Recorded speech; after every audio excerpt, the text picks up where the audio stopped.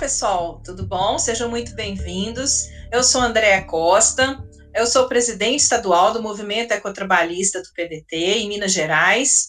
Sou também da assessoria jurídica da Executiva Nacional do Ecotrabalhismo do PDT.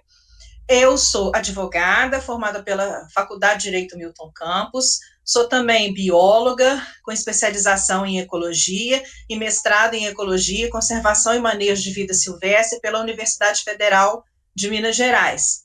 Já fui professora, já trabalhei no Instituto Mineiro de Gestão das Águas, já trabalhei na Secretaria Estadual do Meio Ambiente. Hoje nós vamos tratar de um assunto muito interessante e que tem estado na pauta, inclusive da imprensa, frequentemente ultimamente. Trata-se da biodiversidade. Ela se expressa nos diferentes níveis de organização. Por exemplo, temos a biodiversidade interespecífica, que é aquela entre as espécies, que diferencia o homem, por exemplo, de outros animais e das plantas. Temos a biodiversidade intraespecífica, que ocorre dentro de uma única espécie. Por exemplo, nós, seres humanos, não somos todos iguais, né? Temos diferenças de altura, de cor de pele, de peso, nariz diferente, boca diferente, enfim.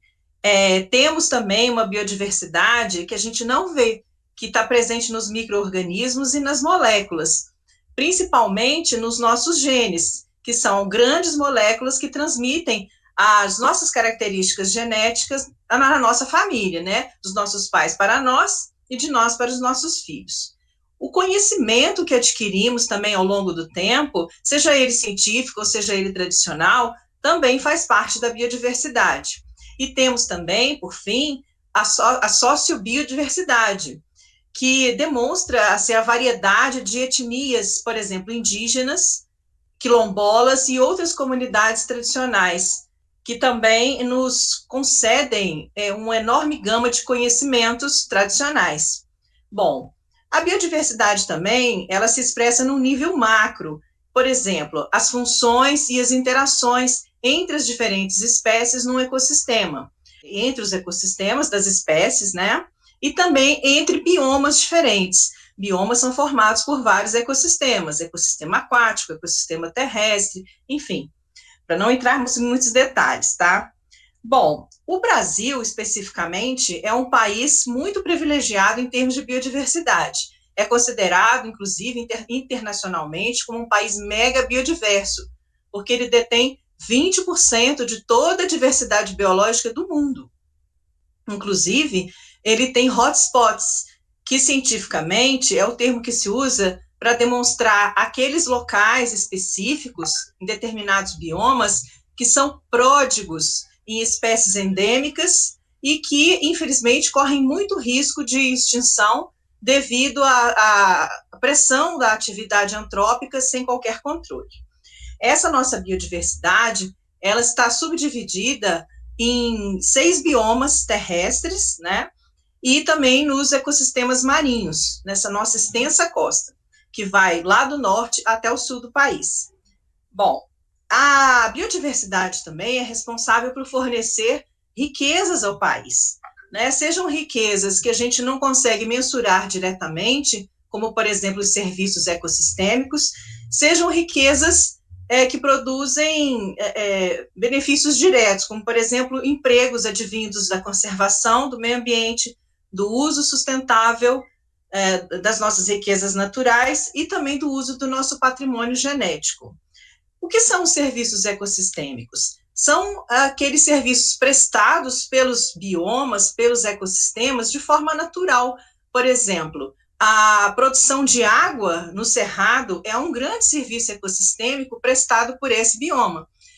Não à toa é conhecido como a caixa d'água do Brasil, porque ele absorve as águas da chuva, passa para o lençol freático e distribui por diversas bacias hidrográficas que vão drenar para as outras regiões do país. Esse é apenas um exemplo. O regime climático, por exemplo, fornecido pela Amazônia, é um outro importante serviço ecossistêmico que é o que contribui para a nossa pujante produção agrícola. O patrimônio genético é importante a gente ressaltar, porque a partir dele é possível desenvolver a biotecnologia, que daqui para frente vai produzir empregos importantes, né? o uso do patrimônio genético permite que a gente desenvolva fármacos, cosméticos, e que poderemos ser únicos, né, nessa possibilidade, né? Inclusive, temos um problema que é a biopirataria, porque como a gente não cuida direito da nossa biodiversidade, do nosso patrimônio genético, a comunidade internacional inteira cobiça a nossa riqueza biológica. Isso é um problema muito grave, porque acaba sendo patenteado. Os ativos, os princípios ativos presentes na nossa biodiversidade são patenteados lá fora e a gente perde a oportunidade de poder utilizá-los. Inclusive, as populações tradicionais perdem também com isso, porque muitas vezes os estrangeiros vêm aqui e aprendem com elas, né? Uma outra importante função da biodiversidade é a biomimética. O que é a inspiração que o design tem a partir da observação da natureza, né? Dos componentes da nossa biodiversidade. Então, são vários, desde carros, né, até pequenos elementos usados em cirurgias, em próteses, tudo isso vem a partir da inspiração, da observação da riqueza biológica existente no mundo e no Brasil, tá? Bom, é importante, nesse momento em que estamos passando por essa grave pandemia da Covid-19, falar sobre o surgimento das pandemias e a biodiversidade. De uns tempos para cá, nós vimos observando uma série de doenças zoonóticas que têm surgido a partir do contato mais estreito do ser humano com alguns animais. E por que isso ocorre? A culpa não é do animal, a culpa é do desmatamento, que expõe os reservatórios naturais de alguns micro-organismos para os quais o homem não tem nenhuma resistência, expõe esses reservatórios naturais ao contato com o ser humano. E aí a doença passa para o ser humano. O que ficava restrito antes no ambiente natural começa a circular e daí surgem novas pandemias.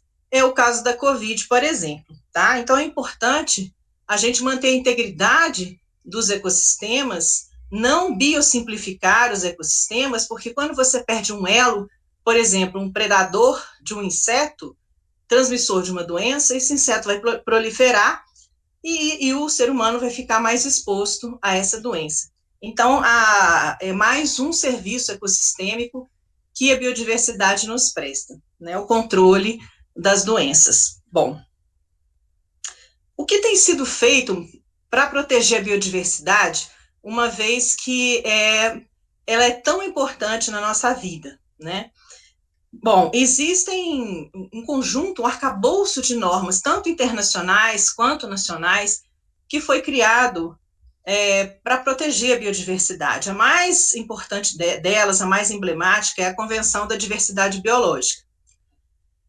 Fruto de um acordo internacional, de reuniões internacionais, de pessoas que perceberam a necessidade de proteger essa riqueza natural. A nossa Constituição de 88, apesar dela surgir antes da Convenção da Diversidade Biológica, ela já manifestou, né, no artigo 295, a preocupação com a questão ambiental. E, a partir dela, nós temos normas infraconstitucionais que também denotam a preocupação do legislador com as questões ambientais e também com a questão da biodiversidade, e não podemos dissociá-las, né? Todas elas interagem entre si. Exemplos, né? Política Nacional de Meio Ambiente e o SNUC, que é o Sistema Nacional de Unidades de Conservação, que eu vou falar dele daqui a pouquinho novamente. Agora, temos também estruturas administrativas, seja na administração direta ou indireta, que também trabalham no sentido de conferir uma proteção aos elementos da biodiversidade. A parceria com a sociedade civil organizada, com ONGs, OCIPs, também é muito importante nesse sentido, né? A participação, inclusive, em órgãos colegiados. Bom, o que o SNUC é? Eu mencionei o SNUC, né, que é o Sistema Nacional de Unidades de Conservação. Ele descreve os tipos de unidades de conservação que podemos ter no nosso país. É uma lei nacional, mas que orienta também estados e municípios, né? Por isso ela é nacional. Bom, e ela trata de unidades de conservação. O nome mesmo já diz, são frações do território protegidas, por isso unidades, né? E a proteção vem de conservar, né? Conseguir preservar ali os elos, a integridade dos elos de um ecossistema, consequentemente toda a biodiversidade que nele se inscreve, né? Então, a gente tem, segundo o SNUP, unidades de proteção integral, que são os parques nacionais, estações ecológicas, entre outros, cuja função é fazer uma conservação in situ, uma conservação no próprio local da diversidade biológica, né? Para isso, a gente preserva a integridade do ecossistema em si, com muito poucas ou quase nenhuma interferência humana.